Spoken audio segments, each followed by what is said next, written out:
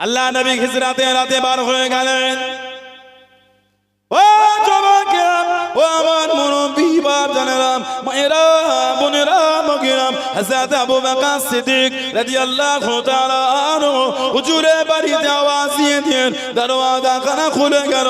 আসসালামু আলাইকা ইয়া রাসূলুল্লাহ হাবিবাল্লাহ। আল্লাহ নবী সালামে জবাব খানা দেন। আল্লাহ নবী জিজ্ঞাসা করলেন, ও বাবা আবু বকর, আপনি কি রাত্রিতে ঘুমান না? ইয়া রাসূলুল্লাহ হাবিবাল্লাহ, ইয়া রাসূলুল্লাহ হাবিবাল্লাহ, আমি আবু বকর রাদিয়াল্লাহু তাআলা আনহু আপনার জন্য জেগে থাকি। শুধু আমি একা না, আমি আবু বকর রাদিয়াল্লাহু তাআলা আনহুর সঙ্গে আমার মেয়ে হযরত আসমা রাদিয়াল্লাহু তাআলা আনহু আপনার জন্য জেগে জেগে সারা রাত ধরে নাস্তা খানা তৈরি করেন। জোরে বলুন সুবহান, আর একটু জোরে বলুন সুবহান। আমি আপনার জন্য জেগে থাকি আর আমার মেয়ে আপনার জন্য নাস্তা তৈরি করে। যে রাতে হুজুর গেলে হুজুরের নাস্তা আর ওই চামড়ার মশকের মধ্যে পানি ভরেছে, ওটা বাঁধার কোনো দড়ি খুঁজে পায়নি।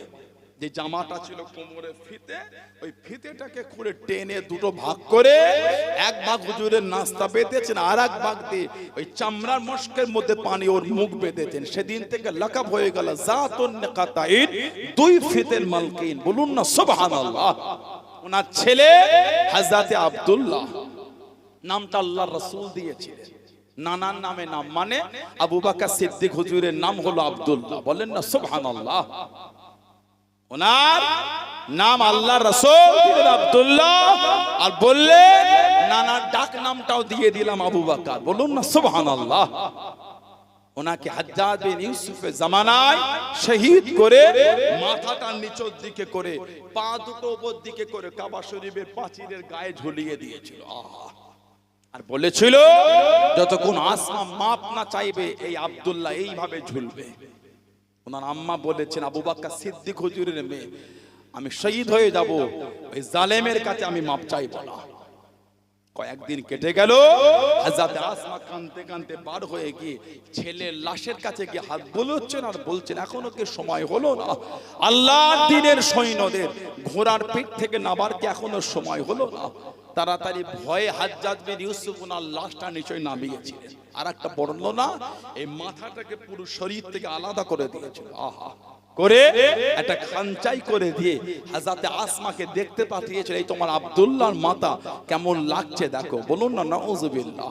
কি কষ্ট সাহাবাদের দিয়েছে। হযরত খুবাইব ইবনে আদি, ওনার মাথার নিচের দিকে পা দুটো উপর দিকে ঝুলছে। আল্লাহ নবী নববী শরীফে ওয়াজ করেন, ও যুবকেরা, আল্লাহ নবী সাল্লাল্লাহু আলাইহি ওয়াসাল্লাম ওয়াজটাকে বন্ধ করে দেন। আল্লাহ নবীর নূরে চোখ দিয়ে টপ টপ করে পানিটা গড়িয়ে গড়িয়ে চলে যায়। আল্লাহ নবী সাল্লাল্লাহু আলাইহি ওয়াসাল্লাম চোখ ভরা পানি কেঁদে কেঁদে জানিয়ে দেন, কেঁদে কেঁদে শুনিয়ে দেন, ও বাবা সালাম, আমি নবী সাল্লাল্লাহু আলাইহি ওয়াসাল্লাম আমার খুবাইব ইবনে আদি রাদিয়াল্লাহু তাআলা আনহু তাকে শহীদ করে দিয়েছে। বাবা তাকে শহীদ করে দে মক্কা শরীফে তানঈমে মাথাটা নিচের দিকে পা দুটো গোপন দিকে করে ঝুলিয়ে রেখেছে। বাবা তোমাদের মধ্যে কেউ কি আছো? বাবা তোমাদের মধ্যে কেউ কি আছে? বাবা আমি নবী সাল্লাল্লাহু আলাইহি ওয়াসাল্লাম আমার খুবাইব ইবনে আদি তাকে আমার কাছে আনবে। বাবা তাকে আমার কাছে আনবে। বাবা ও যুবকেরা, হযরত জুবাইর ইবনে নাওয়াম, হযরত মিকদাদ ইবনে আমর রাদিয়াল্লাহু তাআলা আনহুমা দুজন সাহাবা দাঁড়িয়ে গেলেন। ইয়া রাসূলুল্লাহ হাবিবাল্লাহ, ইয়া রাসূলুল্লাহ হাবিবাল্লাহ, আল্লাহ পাকের নবী, হুজুর আমরা দুজন যাব, হুজুর আমরা দুজন যাব। আল্লাহ নবী জানিয়ে দেন, ও বাবা মিকদাদ ইবনে আমর, ও বাবা জুবাইর ইবনে আওয়াম রাদিয়াল্লাহু তাআলা আনহুমা আমার খুবাইব ইবনে আদি মাথাটা নিচের দিকে পা দুটো গোপন দিকে করে 40 জন কাফের দাঁড়িয়ে দাঁড়িয়ে পাহারা দিচ্ছে বাবা, তোমরা কি আনতে পারবে বাবা, তোমরা কি যাবে বাবা? ইয়া রাসূলুল্লাহ, হাবিবাল্লাহ, আপনি যদি হুকুম করে দেন আমরা দুজন যাব। জোরে বলুন সুবহান, আর একটু জোরে বলুন সুবহান। আপনি যদি বলেন আমরা দুজন যাব। কে? যুবাইর ইবনুল আওয়াম, যিনি একদিকে একা একদিকে 1000, উনি 1000-এর সাথে একা লড়াই করতেন। জোরে বলুন না সুবহানাল্লাহ।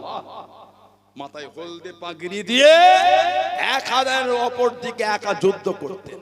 যখন শুনতেন যুবাইর ইবনুল আওয়াম, কাফেররা ময়দান ছেড়ে চলে যেত। বললেন না সুবহানাল্লাহ। এত দবদবা আল্লাহ দিয়েছে, সেই রক্ত আমাদের শরীরের মধ্যে প্রবাহিত হচ্ছে, সেই রাস্তায় আল্লাহ আমাদের চালাচ্ছে। কোথায় কয়েকটা নেরি কুকুর আমার হুজুরকে 3টে গাল দিয়ে দিল, হুজুরের 5টা ব্যানার ছিঁড়ে দিল। ওরা ভেবেছে আমাদেরও দাদাগিরি না, আমাদেরও আছে, ভেবো না। না, আমরা কয়েকটা কারণে খামোশ খেয়ে আছি। যার একটা কারণ হলো সমাজের পরিবেশ নষ্ট হয়ে যাবে, রক্তের স্রোত বয়ে যাবে। কথা বলছেন না? যার একটা কারণ দেশের সমাজের সম্প্রীতি নষ্ট হয়ে যাবে। আজও আমরা আইনের উপর আস্থা রেখে আজও আমরা চুপ করে আছি। এই আইন, দেশের সংবিধান আমার মৌলিক অধিকার আমাকে দিতে, আমি আমার মাথা উঁচু করে ধর্মের বিধান আমি পালন করব। তোমার কিসের অশান্তি হয়ে গেল? তুমি তোমারটা করো, আমি আমারটা করি। তুমি তোমারটা করো, আমি আমারটা করি। কিছু কিছু জায়গায় মাঝে মাঝে ভিডিও আসে, ইসলামের কিছু হলে কিছু কিছু লোকের জুলুম হয়। আর মসজিদের সামনে গেলে বাঁদর লাশটা বেড়ে যায়। একটু হ্যাঁ কই আমার ইচ্ছা হয় না তো অন্য ধর্মীয় ইবাদত, ধর্মীয় উপাসনালয়ের সামনে গিয়ে আমরা একটু লাফালাফি করি না? এটা আমার হওয়াটা উচিত না, এই ভাবনা আমার হওয়া উচিত না। কিন্তু অন্যের চিন্তা হলো কেন মসজিদ এলে বাঁদর লাশ বেড়ে গেল। লা হাওলা ওয়ালা কুওয়াতা ইল্লা বিল্লাহ। ঘৃণা লাগে মানুষের কথা বলবো। কি ভাবলে আপনি দাদাগিরি দিতে পেরেছে, আমরা পারি না? আমরাও পারি। লাভ কি হলো? আপনার 5টা ঘর ভাঙবে, আমার 5টা ভাঙবে। ক্ষতিকার হলো গরিবের, হলো নেতার হলো না। যেই নেতাটা ওই গরম গরম ভাষণ দিয়ে চলে গেল, ক্ষতি ওই নেতার হলো না, সাধারণ লোকের হলো। আজকে আমি এখানে ভুলভাল কিছু মিথ্যা গরম গরম বক্তব্য দেবো, 15টা যুবকের মধ্যে 5টা যুবক কঠিন অবস্থা হয়ে যাবে। কথা ঠিক না ভুল বলছি?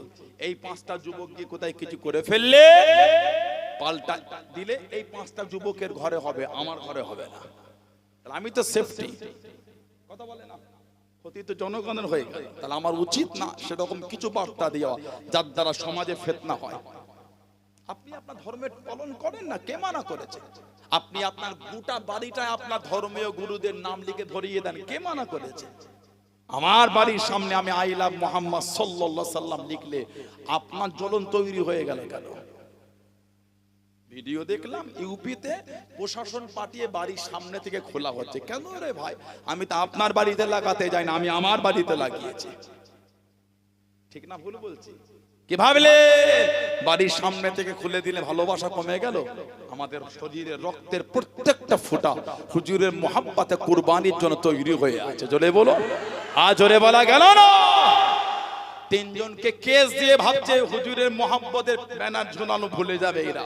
না না, জেলের জায়গা কম পড়ে যাবে, হুজুরের গোলাম কম পড়বে না। বলেন ইনশাআল্লাহ।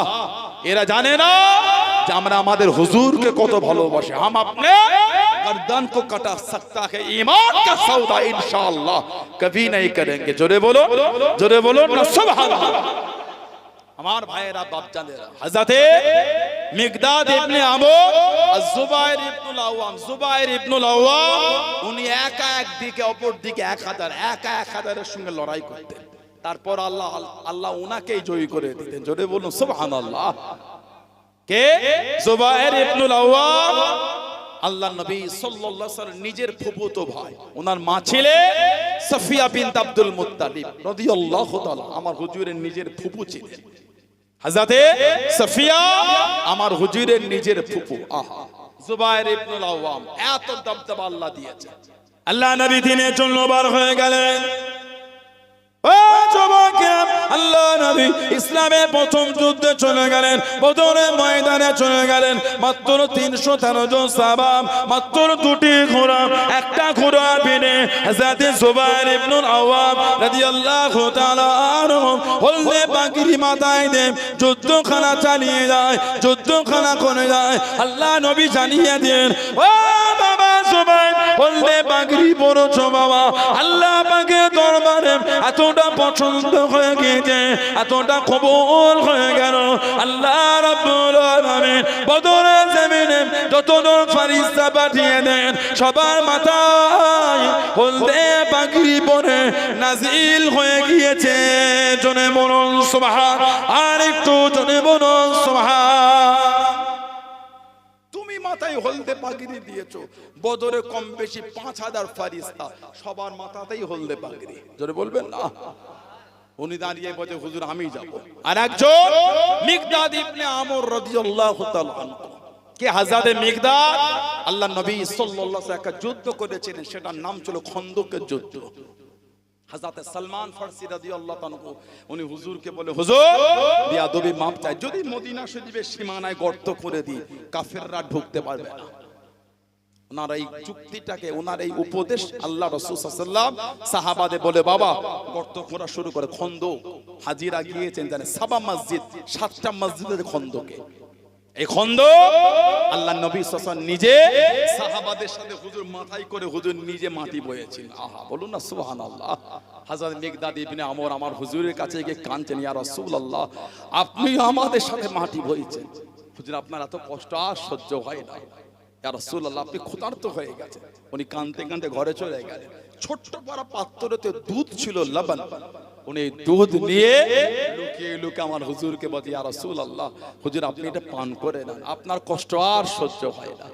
আল্লাহ নবী সাল্লাল্লাহু আলাইহি সাল্লাম ওই দুধের পাত্রটা নিয়ে একটা উঁচু জায়গায় হুজুর দাঁড়িয়ে গেলেন। আহা, রহমতের নবী, দয়ার নবী আমার, ওই পাত্র নিয়ে হাঁক দিয়ে দিন, ও আমার সাহাবারা, এই তোমাদের ভাই মিকদাদ ইবনে আমর এই দুধ এনেছে, আসো সবাই মিলে আমরা পান করি। বলুন না সুবহানাল্লাহ। উনি ছোট্ট পারা পাত্রতে দিয়েছে আমার হুজুরকে, আল্লাহ নবী সবাইকে নিয়েই পান করেছেন। বলুন না সুবহানাল্লাহ।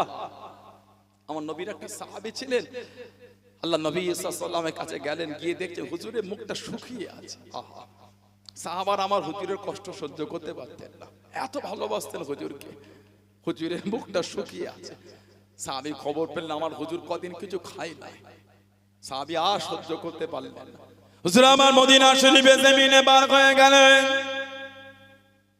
ও যুবকেরা, হুজুর আমার কাজ খোঁজা শুরু করে দেন, কোথায় কিছু কাজ করলে আমি কিছু টাকা পাবো, যেই টাকাটাকে নিয়ে আল্লাহ নবীর জন্য কিছু খাবার কিনে নিয়ে যাব। কোনো কাজ খুঁজে পেলেন না, কোনো কর্ম না খুঁজে পেয়ে ইহুদির বাগানে চলে গেলেন। আল্লাহ নবী সাল্লাল্লাহু আলাইহি ওয়াসাল্লামের সাহাবীকে জিজ্ঞাসা করলেন, আপনার বাগানে কি কিছু কাজ আছে? ইহুদি জানিয়ে দেন, এই গরম তাপে, এই গরম রৌদ্রে, এই গরমের সময় আমার বাগানের কুয়ার পানিটা অনেক নিচে নেমে গেছে, তুমি যদি ওই নিচু থেকে দড়ি টেনে রশি টেনে এক বালতি পানি তোলো, একটা খেজুর তোমাকে দেবো। ও তোমাকে আল্লাহ রাসূল আল্লাহ নবী সাল্লাল্লাহু আলাইহি ওয়াসাল্লামের জন্য ওই গরম রৌদ্রে, ওই গরম তাতে কুয়ার কাছে গিয়ে দাঁড়িয়ে দড়ি টেনে এক বালতি পানি তুললেন, একটা খেজুর দিয়া হলো, আর এক বালতি পানি তোলেন, আর একখানা খেজুর পেয়ে গেলেন। এই করে এক বালতি করে পানি তোলে, কিছু খেজুর হলো। সাহাবী চিন্তা করেন, আল্লাহ নবী কয়েকদিন ধরে ঠিক মতন খায় নাই, এত অল্প খেজুরে হবে না। কিছুক্ষণ পানি তোলে, ওই খেজুরের রুমালখানা বেঁধে নিয়ে টুকটুক করে আল্লাহ নবীর কাছে দেখি দাঁড়িয়ে গেলেন, আল্লাহ নবীর সামনে চলে গেলেন। আসসালামু আলাইকুম ইয়া রাসূলুল্লাহ, হাবিবাল্লাহ। আল্লাহ নবী সাল্লাল্লাহু আলাইহি ওয়াসাল্লাম সালামের জবাবখানা দিয়ে দেন।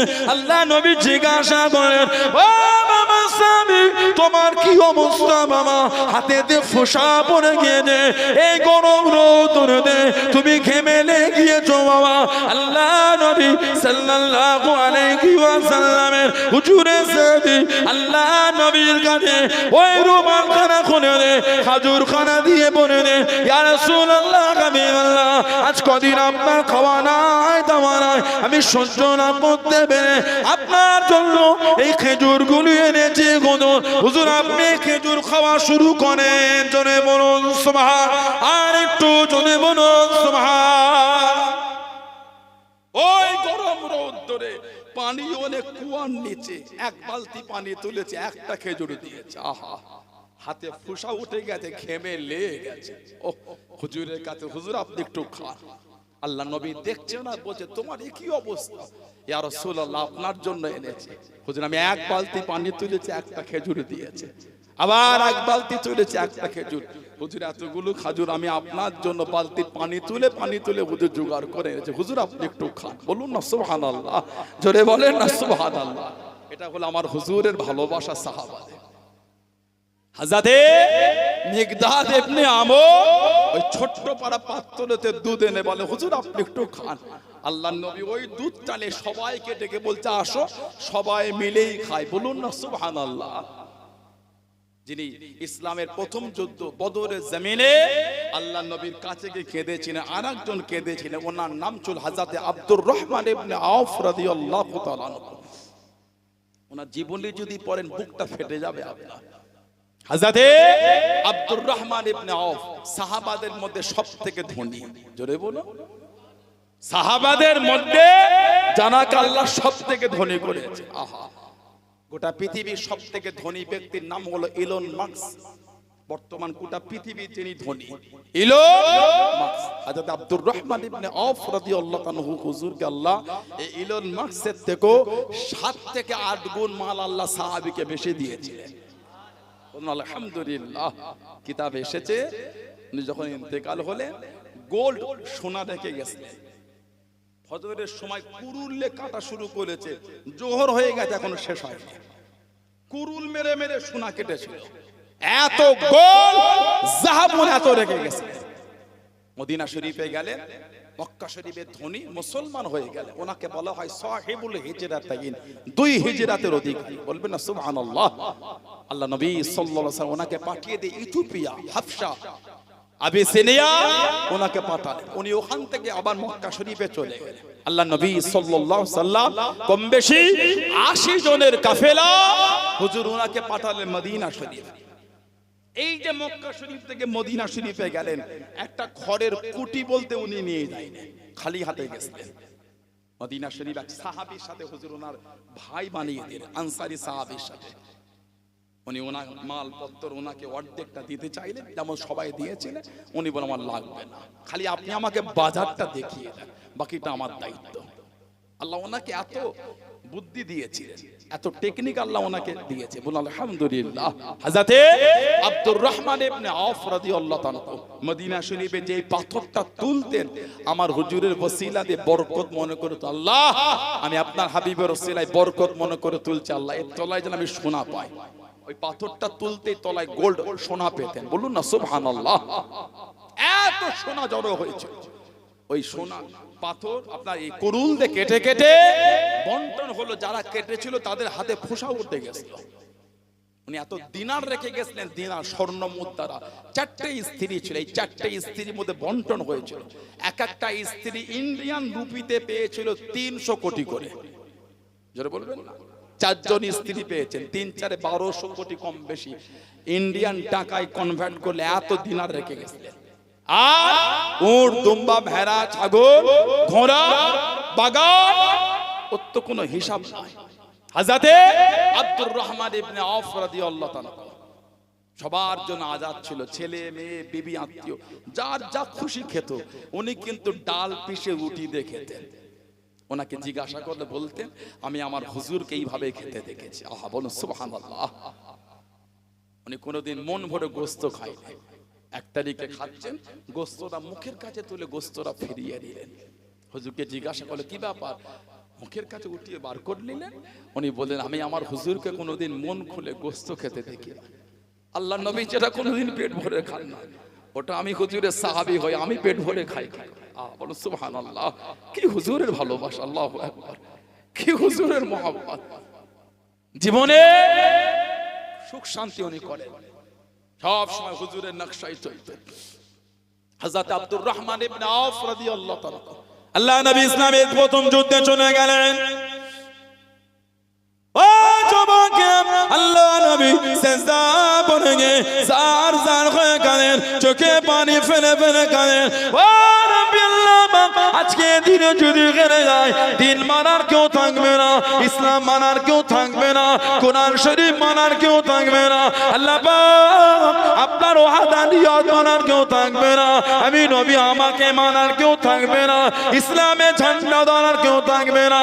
ও যুবকেরা, হযরত আব্দুর রহমান ইবনে আওফ রাদিয়াল্লাহু তাআলা আনহু আল্লাহ নবীর কাছে দিয়ে দাঁড়িয়ে গেলেন, পাশে দিয়ে দাঁড়িয়ে গেলেন, মাথা থেকে পা পর্যন্ত 31 জায়গা তীর আর তলোয়ার, 31 জায়গা তীর আর তলোয়ারের আঘাত, রক্তখানা টপকে টপকে বলেন, ইয়া রাসূলুল্লাহ হাবিবাল্লাহ, ইয়া রাসূলুল্লাহ হাবিবাল্লাহ, আল্লাহ পাকের নবী হুজুর বিয়াদি মাফ করুন, শরীরের মধ্যে এক ফোঁটা রক্ত দাগা পর্যন্ত আপনাকে রেখে যাব না। জনে বলুন সুবহান, আর একটু জনে বলুন সুবহান। হযরত মিকদাদ ইবনে আমর আল্লাহ নবীর কাছে দিয়ে দাঁড়িয়ে গেলেন, আল্লাহ নবীর পাশে দিয়ে দাঁড়িয়ে গেলেন, ইয়া রাসূলুল্লাহ হাবিবাল্লাহ, আল্লাহ পাকের নবী হুজুর আপনি সিজদা থেকে মাথা ধরেন, হুজুর আপনি আর কাঁদবেন না, আপনার কান্না কানা আমরা সহ্য করতে পারি না, আমরা আর সইতে পারি না। আল্লাহ নবী জার জার হয়ে কাঁদেন। ও রাব্বি আল্লাহ, আজকে দিনে যদি হেরে যায়, ইসলাম মানার কেউ থাকবে না, দিন মানার কেউ থাকবে না, আপনার ওয়াহদানিয়ত মানার কেউ থাকবে না, ইসলামে ঝান্ডা ধরার কেউ থাকবে না। আল্লাহ নবী জার জার হয়ে কাঁদেন। হযরত মিকদাদ ইবনে আমর রাদিয়াল্লাহু তাআলা আনহু আল্লাহ নবীর কাছে দাঁড়িয়ে দাঁড়িয়ে বলে, ইয়া রাসূলুল্লাহ হাবিবাল্লাহ, আল্লাহ পাকের নবী আমরা আপনাকে মুসা নবীর উম্মতের মতন বলবো না, আপনি আর আপনার আল্লাহ ফিরআউনের বিরুদ্ধে যুদ্ধ করেন, এটা আপনাকে আমরা বলবো না। ইয়া রাসূলুল্লাহ হাবিবাল্লাহ, শরীরের মধ্যে এক ফোঁটা রক্ত থাকা পর্যন্ত আমরা আপনার সামনে পিছনে ডান দিকে বাম দিকে দাঁড়িয়ে দাঁড়িয়ে আল্লাহ দিনের জন্য যুদ্ধখানা করে যাব। জনে বলুন সুবহান, আর একটু জনে বলুন সুবহান। হুজুর, আমরা মুসা নবীর উম্মতের মতন আপনাকে বলবো না যে আপনি আর আপনার আল্লাহ ফিরআউনের বিরুদ্ধে যুদ্ধ করেন, শরীরে যতক্ষণ এক ফোঁটা রক্ত থাকবে আপনার সাথে দাঁড়িয়ে হুজুর যুদ্ধ করব। জোরে বলবেন না। সেই মিকদাদ ইবনে আমর রাদিয়াল্লাহু আনহু উনিও দাঁড়িয়ে বলে, হুজুর আমি যাব। হযরত জুবায়ের ইবনুল আওয়াম আর হযরত মিকদাদ ইবনে আমর রাদিয়াল্লাহু আনহুমা এই দুজন সাহাবা হুজুর বার হয়ে গেলেন। আহা, রাত্রিরে সফর করতেন, দিনের বেলা লুকিয়ে থাকতেন, রাত্রিরে সফর করতে আর দিনে লুকিয়ে থাকে। এইভাবে চলে গেলেন মক্কা শরীফের তানঈমে চলে গেলেন। দূর থেকে দেখছেন খুবাইব ইবনে আদি রাদিয়াল্লাহু আনহু মাথার নিচের দিকে পা দুটো উপর দিকে দড়ি দিয়ে কাটে বাঁধা, 40 জন কাফের ওনাকে ঘিরে ঘিরে পাহারা দিচ্ছে। এই দুজন দেখছেন ওনার লাশটা পারবো কি করে। হযরত মিকদাদ ইবনে আমর আর জুবায়ের ইবনুল আওয়াম দেখেন আল্লাহর হুকুম একসাথে 40টা কাফের জমিনে বেহুশ হয়ে পড়ে গেল। বলুন না সুবহানাল্লাহ, আর কি জোরে বলা গেল না। হযরত মিকদাদ ইবনে আমর, হযরত জুবায়ের ইবনুল আওয়াম রাদিয়াল্লাহু তাআলা আনহু দুজনে চলে গেলেন। হযরত খুবাইব ইবনে আদি রাদিয়াল্লাহু তাআলা আনহু হুজুরের লাশটাকে খুলে নিয়ে ও যুবকেরা ঘোড়া পিঠে করে তুলে নিয়ে মদিনা শরীফে বার হয়ে গেলেন। মদিনা শরীফের দিকে যেতে লাগলেন। 40 জন কাফেরের হোশ খানা ফিরে গেল। হুজুরের লাশটাকে পেল না, হুজুরের লাশটাকে দেখতে পেল না। ঘোড়া পায়ের চোপ থেকে পিছনে বার হয়ে গেল, পিছনে রওনা হয়ে গেল। ও যুবকেরা, আল্লাহ পাকের হুকুমে আল্লাহ নবী সাল্লাল্লাহু আলাইহি ওয়াসাল্লামের দূরে জামানের আওয়াজ কারা কানে বেশে বেশে শুনে যায়। ও বাবা মিকদাদ ইবনে আমর, ও বাবা জুবাইর ইবনুল আওয়াম, তোমরা আমার খুবাইব ইবনে আদি ও লাশটাকে জমিনে নামিয়ে দাও। মা কাফেররা পিছনে এসে গিয়ে দে, মুনাফিকগুলো পিছনে এসে গিয়ে দে। আমার খুবাইব ইবনে আদি ও লাশটা যদি পেয়ে যায় আবারও নিয়ে চলে গিয়ে ঝুলিয়ে দেবে। আমি নবী সাল্লাল্লাহু আলাইহি ওয়াসাল্লাম আমার কাছে কেঁদে কেঁদে দোয়া চেয়েছিল, ইয়া রাসূলুল্লাহ, হাবিবাল্লাহ, আল্লাহ পাকের নবী হুজুর আপনি আমার জন্য দোয়া করেন, আমার মাথার খুলিতে যেন কাফেররা শরাব না পান করে না, আমার মাথার খুলিতে যেন কাফেররা শরাব না পান করে না। ও লাশটা জমিনে নামিয়ে দাও। হযরত মিকদাদ ইবনে আমর, হযরত জুবাইর ইবনুল আওয়াম রাদিয়াল্লাহু তাআলা আনহুমা ওনার লাশটা নামিয়ে দিয়ে আল্লাহ পাকের হুকুমে জমিন খানা ফেটে গিয়ে হুজুরের লাশ খানা জমিনের নিচে চলে গেল। জোরে বলুন সুবহান, আর একটু জোরে বলুন সুবহান। আল্লাহর নবীর আওয়াজ কানে আসছে। মিকদাদ ইবনে আমর আর জুবাইর ইবনুল আওয়াম, তোমরা আমার খুবাইব ইবনে আদির লাশটা নিচে ছেড়ে দাও। কাফেরগুলো পিছনে এসে গেছে, যদি পেয়ে যায় ওই লাশ নিয়ে গিয়ে আবারও ঝুলিয়ে দেবে। আহা, যে লাশটা ঘোড়ার পিঠ থেকে জমিনে নামিয়েছে, জমিনটা ফেটে গিয়ে ওই লাশটা জমিনের নিচে গিয়ে জমিন আল্লাহর হুকুম আবারও লেগে গিয়েছিল। বলুন না সুবহানাল্লাহ। আর একটা রিওয়ায়াত, এই দুজন ঘোড়ার পিঠে করে লাশ নিয়ে যায়, পিছন ফিরে দেখছে কাফেরগুলো কাছে কাছে এসে গেছে। তারা হলো ওই লাশটা ঘোড়ার পিঠ থেকে নামিয়ে একটা গাছেতে হেলান দিয়েছে। আহা, কিতাব এসেছে এই গাছেতে হেলান দিয়ে কাফেরদের দিকে ঘুরে দেখে আবার লাশ দেখছে, লাশ নাই। ওনারা দুজন বললেন আমাদের যেন মনে হলো এই যখন এই গাছে হেলান দিয়ে কাফেরদের দিকে ঘুরছিলাম যেন মনে হলো ঠিক তখনই জমিনটা ফেটে ওনার লাশটা আল্লাহর হুকুম জমিনের নিচেই চলে গেল। জোরে বলুন না সুবহানাল্লাহ। সেই সাহাবাদের দিকে দেখেন, দ্বীনের জন্য কুরবানি করা দিয়েছে, দ্বীনের জন্য রক্তের স্রোত কারা বইয়েছে, তাদের দিকে দেখেন। দাবি করলে হয় না, মানে আজও যদি জীবন থেকে নোংরামি কোনো বন্ধ না